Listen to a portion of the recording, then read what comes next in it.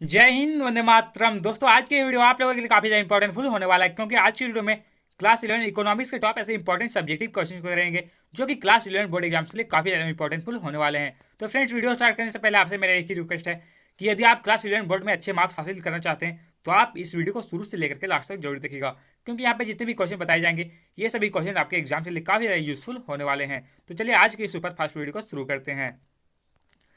First question friend, जो कि आपके स्क्रीन पर है कि एक कारखाने में औसत मजदूरी का पता लगाने के लिए कौन सा औसत उपयुक्त होगा। यानी आपको पता है कोई एक कारखाना है, उसमें यदि औसत मजदूरी को पता लगाना है तो कौन सा औसत का उपयुक्त होगा। तो राइट आंसर हो जाएगा फ्रेंड्स माध्य। नेक्स्ट वन 2 में दिया गया फ्रेंड्स कि माध्य विचलन का एक दोष लिखिए। आपको पता है ये जो माध्य विचलन है आपको इसका एक दोष लिखना है। तो माध्य विचलन का जो दोष है फ्रेंड, माध्य विचलन में सभी पदों का मान धनात्मक लेते हैं। यानी जो माध्य विचलन फ्रेंड, वहाँ पे सभी पदों का जो मान होता है वो धनात्मक मान लेते हैं। इसे निकालने में बीजगणितीय चिन्ह प्लस और माइनस को छोड़ दिया जाता है। जब इसको निकाला जाता है फ्रेंड इसका मान, तो प्लस और जो माइनस का चिन्ह होता है उसको छोड़ दिया जाता है। तो ये राइट आंसर है फ्रेंड्स माध्य विचलन का एक दोष।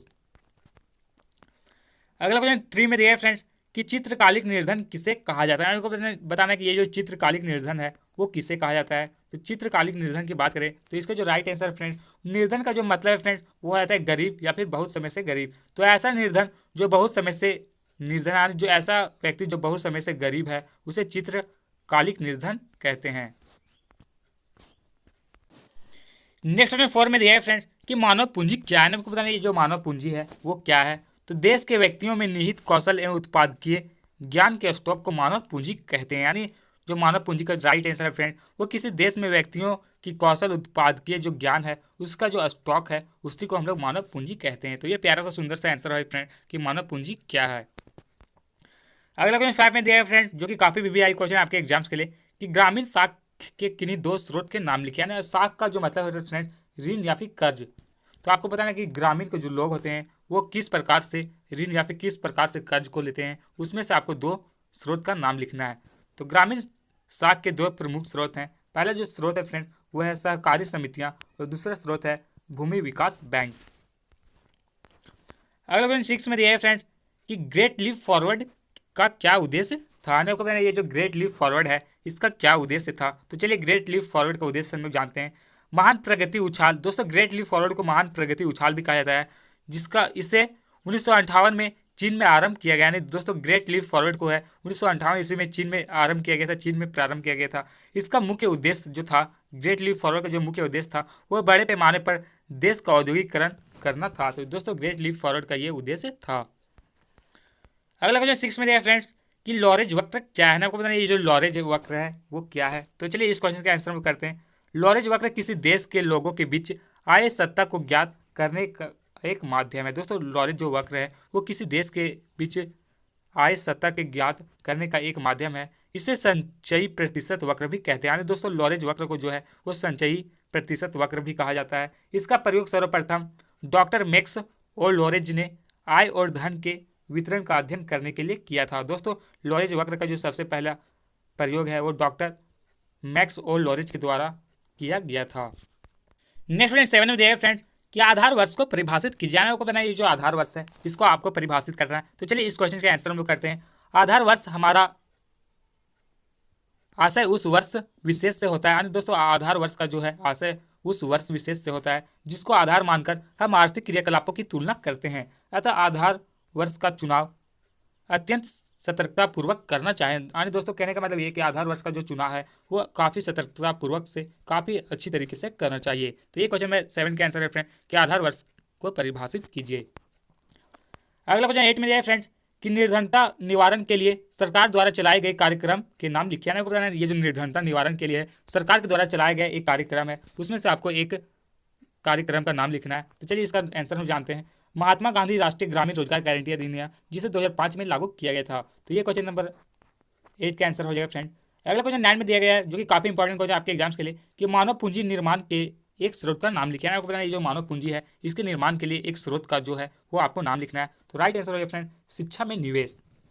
नेक्स्ट वन 10 में दिया फ्रेंड्स कि नाबार्ड की स्थापना कब हुई। यानी आपको बताना ये जो नाबार्ड है इसकी स्थापना कब हुई थी। तो 12 जुलाई 1982 ईस्वी में नाबार्ड की स्थापना हुई थी। नेक्स्ट वन 11 दिया फ्रेंड्स कि द ग्रेट लीप फॉरवर्ड नामक अभियान किस देश में शुरू किया गया था। आपको बताना ये जो द ग्रेट लीप फॉरवर्ड नामक अभियान है, इसका आरंभ किस देश में शुरू किया गया था। तो राइट आंसर हो गया फ्रेंड, चीन में किया गया था। कब किया गया था, तो 1958 ईस्वी में किया गया था। फ्रेंड्स, यहाँ पे जितने भी क्वेश्चन बताए जा रहे हैं, ये सभी क्वेश्चन आपके एग्जाम के लिए काफी ज़्यादा यूजफुल होने वाले हैं। तो प्लीज आप इन सभी क्वेश्चन का आंसर अच्छी तरीके से याद कर लीजिएगा। अगला क्वेश्चन 12 में दिया है फ्रेंड्स कि प्रमाप विचलन किसे कहते हैं। आपको पता है ये जो प्रमाप विचलन है वो किसे कहते हैं। तो चलिए इसका आंसर हम लोग करते हैं। प्रमाप विचलन के विचार का प्रतिपादन कॉल पियर्सन ने 1893 में किया था। किसी श्रेणी के समानांतर माध्य से निकाले गए उसके विभिन्न पद मूल्यों के वर्गों के माध्यम का वर्गमूल उस श्रेणी का प्रमाण विचलन कहलाता है। तो ये राइट आंसर है फ्रेंड कि प्रमाण विचलन किसे कहते हैं। फ्रेंड्स, यहाँ पे जो भी क्वेश्चन बताया जा रहा है प्लीज आप इनका आंसर अच्छी तरीके से याद कर लीजिएगा। अगला क्वेश्चन 13 में दिया फ्रेंड्स कि कीमत सूचांक को परिभाषित कीजिए। आपको कीमत जो सूचांक है इसको परिभाषित करना है। तो चलिए इसको हम लोग परिभाषित करते हैं। कीमत सूचांक से हमारा तात्पर्य उन अंकों से है जिनकी सहायता से दो भिन्न भिन्न समय मुद्रा के सामान्य मूल्यों का अनुमान लगाया जा सकता है तथा मूल्यों में हुए परिवर्तनों का आसानी से पता लगाया जा सकता है, उसे हम लोग कीमत सूचांक कहते हैं। तो ये क्वेश्चन में 13 का प्यारा सा सुंदर सा आंसर हो जाएगा। फ्रेंड्स, जिन भाई और बहनों ने चैनल को सब्सक्राइब कर लिया उन लोगों को तहे दिल से धन्यवाद, और जिन लोगों ने चैनल को सब्सक्राइब नहीं किया है यार प्लीज आप अपने सुंदर से हाथों से चैनल को सब्सक्राइब कर ले, क्योंकि दोस्तों क्वेश्चन को टाइप करने में काफी ज्यादा मेहनत लगता है। अगला क्वेश्चन 14 में दिया है फ्रेंड्स कि न्यूनतम कैलोरी उपभोग के अनुसार भारत में निर्धनता रेखा परिभाषित कीजिए। तो चलिए इस क्वेश्चन का आंसर हम लोग करते हैं।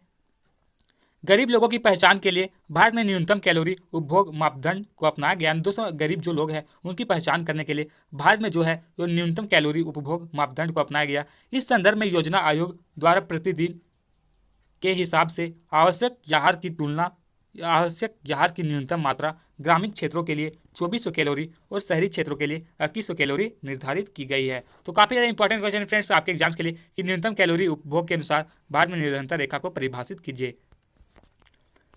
अगला क्वेश्चन 15 में रहेगा फ्रेंड्स कि भारत में नारी शिक्षा को प्रोत्साहन देने का कोई एक कारण लिखिए। आने को पता नहीं, ये जो भारत में नारी शिक्षा है इसको प्रोत्साहन देने का कोई एक कारण और कोई एक उद्देश्य बताना है। चलिए इस क्वेश्चन का आंसर हम लोग करते हैं। महिलाओं को शिक्षित करना भारत में कई सामाजिक बुराइयों जैसे दहेज प्रथा, हत्या, कार्यस्थल पर उत्पाद इत्यादि को दूर करने की कुंजी साबित हो सकती है। यह निश्चित तौर पर देश का आर्थिक विकास में भी सहायक होगा, क्योंकि अधिक से अधिक शिक्षित महिलाएं देश को श्रम बल में हिस्सा ले पाएगी। तो ये क्वेश्चन नंबर 15 का आंसर था फ्रेंड्स, काफ़ी आसान भाषा में करवाया गया फ्रेंड्स। अगला क्वेश्चन 16 में है जो कि काफ़ी वीवीआई क्वेश्चन आपके एग्जाम से ले कि कुटुंब श्री क्या है। आपको पता नहीं ये जो कुटुंब श्री है ये क्या है। तो चलिए कुटुंब श्री को जानते हैं कि कुटुंब श्री है क्या। तो कुटुंब श्री केरल सरकार की ओर से शुरू की गई एक पहल है। दोस्तों, कुटुंब जो श्री है वो केरल जो राज्य है वहाँ की सरकार की ओर से शुरू की गई एक पहल है। यह संस्था गरीब और महिलाओं की सशक्तिकरण के लिए काम करती है। यानी दोस्तों ये जो संस्था है वो गरीब महिलाओं के लिए सशक्तिकरण के लिए काम करती है। इसका गठन 1997 में किया गया था। यानी दोस्तों कुटुंब श्री का जो गठन है वो 1997 ईस्वी में किया गया था। इस संस्था में केवल महिलाएं ही काम करती है। यानी ये जो संस्था है फ्रेंड इसमें सिर्फ महिलाएं काम करती है। कुटुंब का अर्थ जो अर्थ होता है फ्रेंड वो परिवार होता है, और श्री का जो अर्थ होता है वो महिला होता है। इन दो शब्दों को जोड़कर इस संस्था का नाम रखा गया। तो काफ़ी वीवीआई क्वेश्चन फ्रेंड्स आपके एग्जाम के लिए कि कुटुंब श्री क्या है।